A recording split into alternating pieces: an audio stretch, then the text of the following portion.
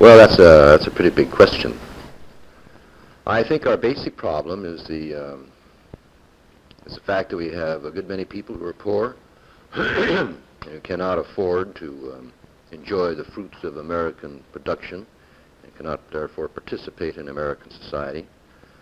I think segregation and discrimination is probably the crucial issue, however, and the concentration of Negro families in our central cities is, I think, the most serious question we have facing us.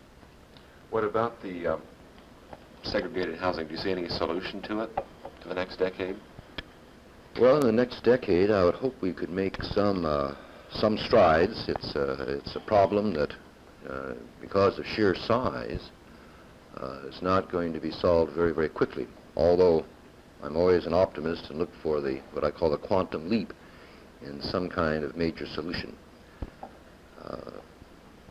The real problem is to find a mechanism that will make it possible for Negroes who are now concentrated in central cities to move to areas other than the central city and to try to persuade middle-class white America that they ought to look upon the Negro as an equal and, in fact, to welcome him to the community rather than to reject him.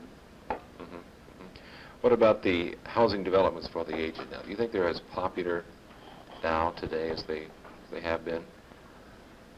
Well, there's all sorts of housing developments or projects for the aged, from the sunset villages of California to the leisure world developments to the special program of the federal government for housing for the aged.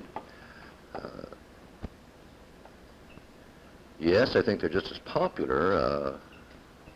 I think perhaps we have pursued too much a program that goes in just one direction, namely the segregation of the aged into separate developments. And we have not looked really upon the whole needs of the aging. We have thought just in terms of providing the aging with a place to live, without thinking of the kind of environment, the kind of activities in which they're interested.